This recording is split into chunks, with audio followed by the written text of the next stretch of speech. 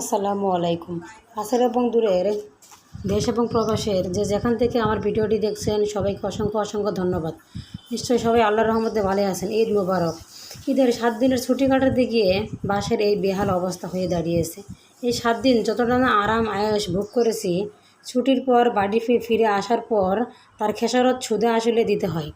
এই রান্নাঘর এবং বেডরুমের কি বেহাল অবস্থা হয়ে দাঁড়িয়েছে। যাই হোক, এখন পরিষ্কার করে নেওয়ার পালা এবং সাজগুজ করার গোছানোর পালা। আমি প্রথমে বেডরুমটাকে আগে লুক দিব, কারণ দুটো বেডরুম যদি গোছানো থাকে তাহলে আমার কাছে মনে হয় দিনের অর্ধেকটা কাজ কমপ্লিট হয়েছে। তাই প্রথমে বিছানার চাদরটা চেঞ্জ করে নিব, নতুন আরেকটি চাদর বিছিয়ে নিব। ছুটি কাটিয়ে বাড়ি ফিরে আসার পর চার হাতে পায়ে যেমন কাজ করতে হয়। এদিকে মাত্র 7 দিনে এই ঘরটা বন্ধ ছিল, আর এসে দেখি বিছানার চাদর স্যাঁতসেঁতে হয়ে গিয়েছে, ফ্লোরে ছাতা পড়ে গিয়েছে, সমস্ত ঘর মনে হয় স্যাঁতসেঁতে হয়ে গিয়েছে। তাই সারাটা ঘর পরিষ্কার করতে হচ্ছে। জানি না আমাদের মতো আপনাদের বাসায় এরকম হয় কি না, আর এর থেকে মুক্তি পাওয়ার উপায় কি আমাকে বলবেন। চতুর্দিকে কাজে মনে হয় দু চোখে অন্ধকার দেখছি, যেদিকে তাকাই সেদিকে শুধু কাজ আর কাজ। আপনাদের ভাইয়াও এমন ব্যবসায়ী যিনি আমাকে কোনো কাজে হেল্প করতে পারে না। এদিকে ছেলের প্রাইভেটে যাওয়ার সময় হয়ে গিয়েছে, 7টা বেজে গিয়েছে। এদিকে মেয়ে পড়তে বসে পড়েছে, এদিকে ব্যাগ ভর্তি কাপড়, কোন কাজটা আগে করব। এদিকে মা বস্তায় অনেকগুলো শাকসবজি দিয়েছে, শাকসবজিগুলো সব কেটে বেছে ফ্রিজে উঠাতে হবে। এদিকে ভিজা কাপড়গুলো ব্যাগ থেকে বের করে সমস্ত কাপড়গুলো গুছিয়ে আলমারিতে ওয়ার্ডরোবে রাখতে হবে।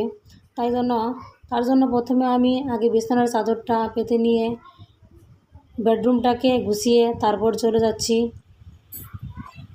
কাজ করতে করতে আপনাদের সাথে গুরুত্বপূর্ণ একটা টিপস শেয়ার করি। ঈদের ছুটি কাটিয়ে বা শীতের ছুটি কাটিয়ে যদি বাসায় ফেরার পর কোনো গহনা সাথে নিয়ে বাসায় ফিরেন, তবে সাথে সাথে প্রথম কাজটি হচ্ছে সেই গহনাটি উপযুক্ত জায়গা মতো রাখা। আমি আমার জীবনের অভিজ্ঞতা থেকে এই গল্পটি শেয়ার করছি। 2 বছর আগের ঘটনা। আমি যখন বাসায় ফিরি গহনা নিয়ে এবং কিছু টাকা পয়সা নিয়ে, গেটটা লাগানোর মনে ছিল না বিদায় আমার সাথে চরম দুর্ঘটনা ঘটেছিল। দুর্ঘটনাটি ছোট হলেও সে খুবই মর্মাহত ছিল। তাই আপনাদের উদ্দেশ্যে আমি আমাদের এই কথাটি শেয়ার করি। কারণ বিপদ আপদ কখনো বলে আসে না, সাবধানের মার নেই। বলা তো যায় না কার কখন কিভাবে বিপদ এসে যায়। তাই এদিকে রাত হয়ে আসছে, রাতের রান্নাটাও করতে হবে। তাই এদিকে চুলায় রান্না বসিয়ে দিয়েছি। আসলে শরীরটা প্রচণ্ড স্লো হয়ে গিয়েছে। কোরবানি ঈদ বলে তো কথা, কিছু মাংস খাওয়া, কিছু ঘোরাঘুরি, আর মায়ের একটু আদর বেশি খাওয়া হয়ে গিয়েছে।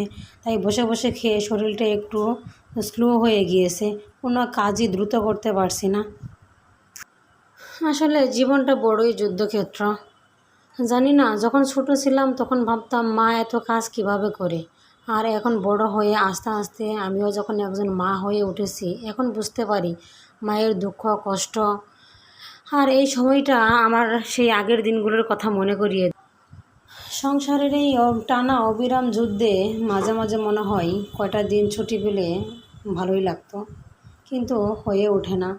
ছেলের ক্লাস, ছোট্ট মেয়ের লেখাপড়ার জীবন শুরু, সময়ই বা কোথায় আর হয় নিজেকে সময় দেওয়ার জন্য। এদিকে রাত 9টায় ফ্রিল্যান্সিংয়ের আজকের ক্লাস রয়েছে, সেটাও মাথায় একদিকে টেনশন চাপ রয়েছে। তবুও আল্লাহর কাছে লাখো লাখো শুকরিয়া আদায় করি, হে আল্লাহ আমার দুটো সন্তানকে যেন ভালো রাখে, আমার স্বামীকে যেন সুস্থ রাখে। আপনাদের ভাইয়া প্রচণ্ড ভালো, উনি আমার পাশে আছে বিদায় এই শহরের বুকে দুটো সন্তানকে একা নিজ হাতে মানুষ করছি। হ্যাঁ, কোনো হেল্পিং হ্যান্ড লাগে না, তবুও মনে করি যে আমি সুখী। আর এদিকে রান্নাঘরটাও অতি তাড়াতাড়ি গুছিয়ে নিয়েছি। যদি রান্নাঘর আর বেডরুম এলোমেলো থাকে তাহলে আমার মনে কোনো শান্তি আসে না। প্রথমে রান্নাঘর আর বেডরুম এই দুইটা ঝকঝকে করে না রাখলে যত রাতে হোক না কেন আমি রান্নাঘর এবং বেডরুম গুছিয়ে তারপর ঘুমাই। আমার রান্নাঘরটা দেখানোর মতো এমন কিছুই নেই, কারণ আমার ফ্ল্যাট বাসা হলেও রান্নাঘরটায় কোনো টাইলস করা নেই বিদায়ী দেখতে একটু খারাপই লাগে। তবু আর কী করব, ভাড়া বাসা তো একটু মানিয়ে গুছিয়ে নিয়ে এভাবেই চলতে হয়।